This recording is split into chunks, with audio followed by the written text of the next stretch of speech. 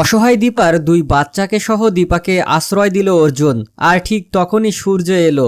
অর্জুন জানিয়ে দিল, কেন এসেছো তুমি এখানে? তুমি তো ডিভোর্স দিয়ে দীপাকে ঘর থেকে তাড়িয়ে দিয়েছো, তাহলে কিসের জন্য আবার এখানে এসেছো? হ্যাঁ বন্ধুরা, অনুরাগের ছোঁয়ার আগামী পর্বগুলোতে আমরা ঠিক এমনটাই দেখতে চলেছি, তাই চ্যানেলটি সাবস্ক্রাইব করে ভিডিওটি সম্পূর্ণ দেখতে থাকুন।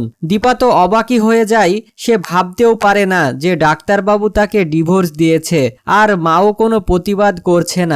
তাই দীপাও ডিভোর্স পেপারে সই করে নিজের মেয়ে দুটোকে নিয়ে বেরিয়ে পড়ে। দীপার সৎ মা ও বাবা তাকে নিতে আসলেও দীপা তাদের সাথে যায় না।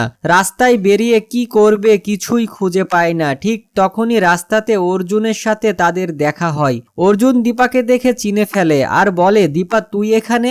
আর কোথায় যাচ্ছিস এভাবে? কিন্তু দীপা কোনো কথা বলার অবস্থায় থাকে না। সোনারূপা অর্জুনকে বলে, আমাদেরকে বাড়ি থেকে বের করে দিয়েছে, তাই আমরা রাস্তায় রাস্তায় ঘুরছি, জানি না মা কোথায় নিয়ে যাবে।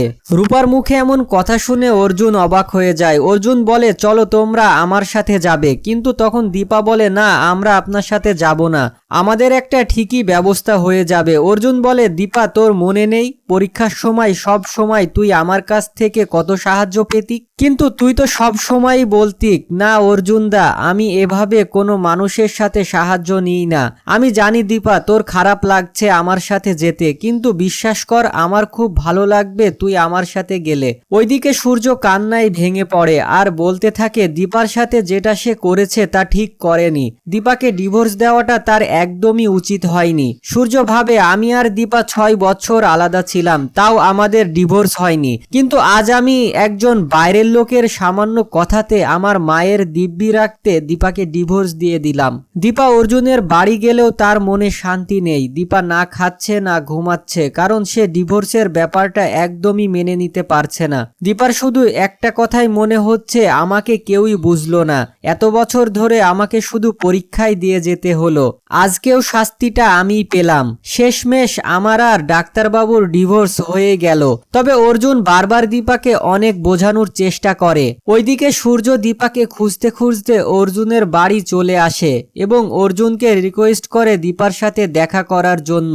কিন্তু অর্জুন সূর্যকে বলে, এখানে দীপা সেনগুপ্ত বলে কেউই থাকে না, এখানে দীপানিতা মজুমদার থাকে, আর দীপানিতা মজুমদারের সাথে আপনার কোনো সম্পর্ক নেই। আর ডাক্তার সূর্য সেনগুপ্ত, আপনি যখন দীপাকে ডিভোর্স দিয়ে বাড়ি থেকে বের করে দিয়েছিলেন তখন মনে ছিল না তারা কোথায় যাবে কি করবে? এখন কেন এসেছেন এখানে? হ্যাঁ বন্ধুরা, ঠিক এভাবে সূর্যকে তাড়িয়ে দিল অর্জুন। তো বন্ধুরা, আগামী পর্বগুলোতে যদি ঠিক এমনটাই হয় তা দেখতে তোমাদের কেমন লাগবে তা অবশ্যই কমেন্টের মাধ্যমে জানিও। আর ভিডিওটি ভালো লাগলে একটি লাইক দিয়ে আমাদের চ্যানেলটি সাবস্ক্রাইব করে রাখো।